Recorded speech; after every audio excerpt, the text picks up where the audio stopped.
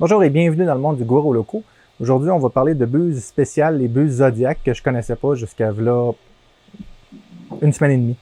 Je vous explique un petit peu. J'imprime du 3DX Tech, du PETG avec de la vraie fibre de carbone dedans, avec ma Emera. Dans le fond, c'est pour faire des pièces, j'ai montré dans une autre vidéo, là, pour faire des pièces super résistantes. Genre comme ça ici, parce que j'avais besoin de me faire une base pour mon support de caméra parce que l'autre était en train de casser. Puis j'ai dit, tiens, je vais le faire avec quelque chose de résistant. Ça fait que je l'ai imprimé avec ce filament-là. Je parle rapidement du filament. Ça, c'est du PETG. Ça s'imprime comme du PETG, sauf qu'il y a de la fibre de carbone rajoutée dedans. Puis, ça vaut 75 canadiens du 750 grammes. Donc, il y a à peu près la même quantité au niveau de distance, au niveau longueur, là, qu'une bobine de PETG normale. Peut-être un petit peu moins, c'est juste qu'il est un petit peu plus léger à cause de la fibre de carbone. Puis, je vous le dis, c'est phénoménal comment ce PETG-là, là, il n'a pas cassé, c'est vrai que le bout il a déclippé. Comment ce PETG-là est résistant et puis rigide. Donc, avec un bon remplissage, puis moi j'ai mis 4 parois avec 50% de remplissage en triangle, puis je ne suis pas capable de le casser à la main. Là. Donc, c'est ça. Donc, si vous voulez imprimer ce filament-là, écoutez bien cette vidéo.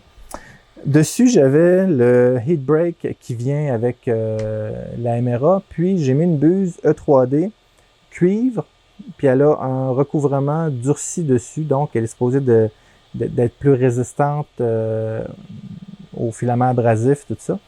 Puis j'ai imprimé 30 mètres avec, puis je sais pas si vous allez voir, mais regardez, j'ai complètement mangé la protection dessus, je suis rendu au cuivre. Donc, j'ai bousillé ma tête avec une trentaine de mètres. Le trou n'est plus rond. Je vais vous montrer les photos que j'ai prises avec c'est pas un gros microscope, c'est une petite affaire comme ça qu'on branche après le téléphone, mais ça permet de zoomer suffisamment. Et puis, ma tête, elle imprime plus bien. Même si je veux imprimer du PLA dessus, c'est que vous savez, mettons, ça c'est le trou de ma buse, là, comme c'est ici. Mais les côtés sont rendus évasés. Ça fait du stringing. Puis, c'est ça. Donc, avec seulement 30 mètres, j'ai mangé ma buse au complet. Donc, ma buse n'est plus utilisable. Ce que je pourrais peut-être faire, c'est la mettre sur une machine puis essayer de la poncer pour enlever le genre de biseautage, mais même l'intérieur, d'après moi, est plus grand que 0.4. Donc, j'ai parlé avec 3D Printing Canada, puis ils m'ont dit, il faut que tu essaies les Zodiac. Donc, ils m'ont envoyé un heat break bimétal pour la Emera. Elle a un extérieur de cuivre et un intérieur de titanium. Puis, il m'a envoyé 2 buses, c'est-à-dire la CRB et la Pro. Bon, la CRB supporte 450 degrés Celsius, puis la Pro 600 degrés Celsius. Puis, la CRB et la Pro sont plus résistants à l'usure que ceux qui ont une buse de rubis. À ce qu'ils disent. Oui, j'ai essayé la rubis, mais la tête a éclaté, puis elle coûtait extrêmement cher. C'était 350 $ la buse pour une Volcano, et le bout a éclaté. Je suis un des rares dans le monde que le bout de rubis a éclaté. Celui-là, le bout ne peut pas éclater, mais supposément qu'elles sont plus résistantes que ça. Il paraît qu'il y a très très peu de friction à l'intérieur, donc ce genre de filament-là, ça vaut la peine. Puis, qu'est-ce qu'il y avait d'autre comme spécification? C'est pas mal ça. Il paraît que l'intérieur est poli spécialement aussi du heat break pour avoir le moins de friction possible parce que ce filament-là mange aussi l'intérieur du heat break. Alors, c'est pas compliqué. Ces filaments-là mangent tout à l'intérieur. Donc, j'ai essayé les buses Zodiac. Puis, écoutez, ça c'est... je vais essayer de retrouver lequel. Alors, celui-là ici a été imprimé avec la buse Emera en cuivre qui était faite justement pour résister. Non, je m'excuse, c'est celle-là ici. Celle-là ici. Alors, celle-là ici a été faite avec la buse Emera. Alors, on voit qu'il y a un petit peu des petites marques à l'intérieur, tout ça.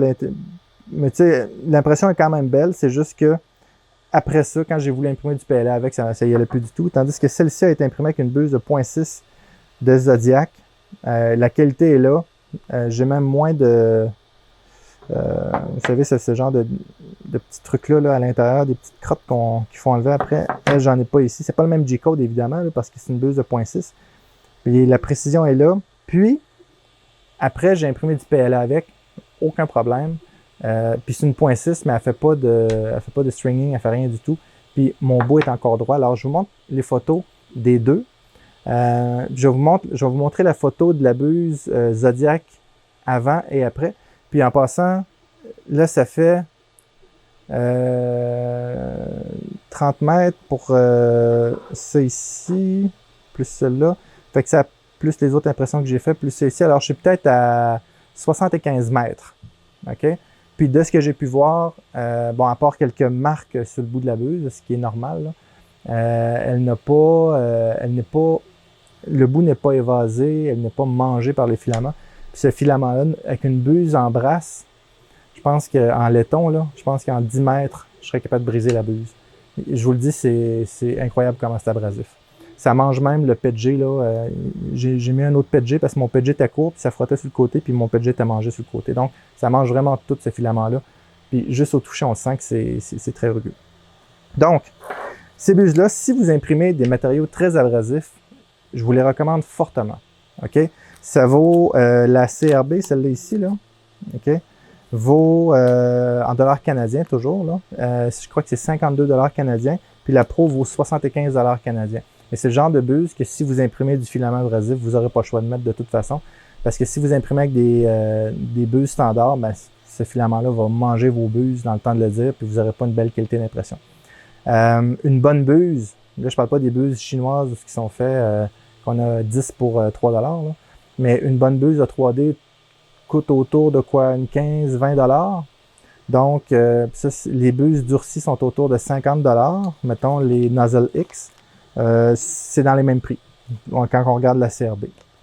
Donc, 3D Printing Canada m'a envoyé ça, puis j'étais vraiment content de les essayer, puis pour de vrai, elle va bien la buse. Le heat break aussi. Dans le fond, le heat break, il faut qu'il conduise le moins possible la chaleur. Puis, le peu qui est conduit doit être dissipé rapidement. C'est pour ça bimétal. Le titanium, je crois qu'il n'est pas très conducteur de la chaleur, de ce que j'ai compris. Je ne suis pas un spécialiste des matériaux, là, des métaux. Puis, ce qui arrive à passer, ben, le cuivre va le dissiper très, très rapidement. Quelque chose de même, c'est pour ça qu'ils mettent ça bimétal. Mais c'est pas tout. J'ai 3 buses MK8 CRB, ici, comme ceci. Ceux qui ne savent pas la différence entre les V6 et les MK8, je vais vous montrer une photo. Là. La MK8, c'est comme pour l'Ender. Je pense que la Tornado avait ça aussi. Là. C'est une tête qui est beaucoup plus grosse. Puis les filets sont un petit peu plus courts. La E3D, le bout est un petit peu plus court, mais les filets sont plus longs. Il y a moyen de les échanger, là, de mettre une MK8 sur une E3D. C'est juste que le heat break va être plus ou moins rentré. Donc, idéalement, essayer de le mettre avec le même modèle. Mais les Ender 3, ils ont des MK8. Les CR10 aussi. CR10S, ce n'est pas celle-là, si je me souviens bien. Donc, j'ai 3 MK8 à donner.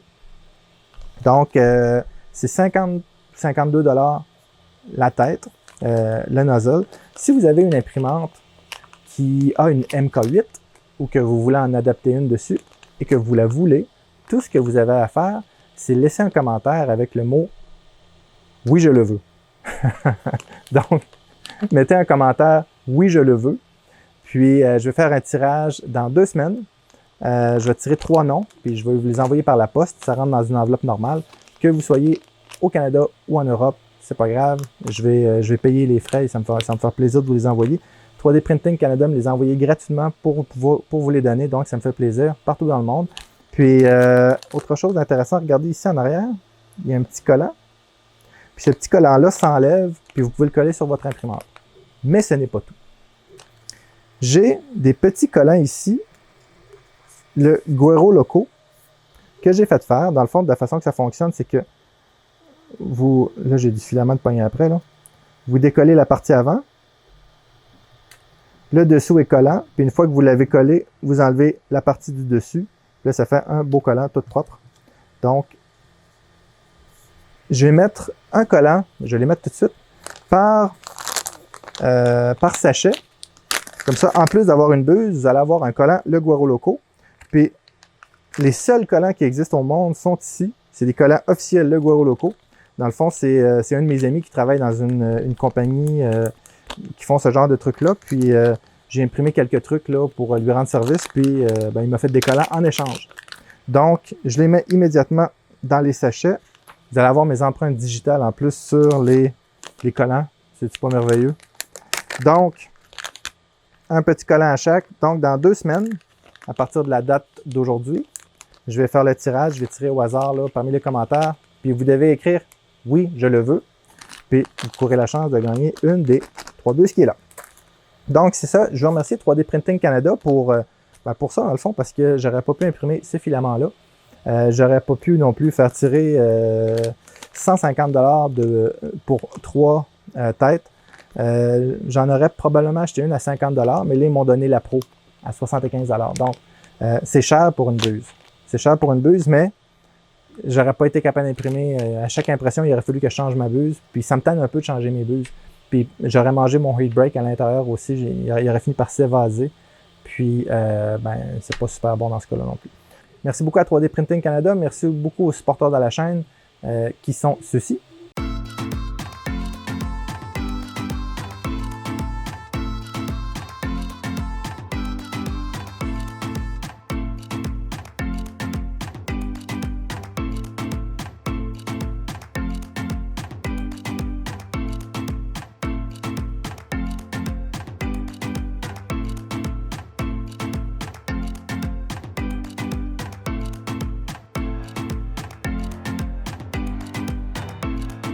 Si vous avez aimé la vidéo, s'il vous plaît, mettez un like. N'oubliez pas d'écrire « Oui, je le veux ». Si vous n'êtes pas abonné, abonnez-vous à la chaîne. Merci beaucoup. À bientôt.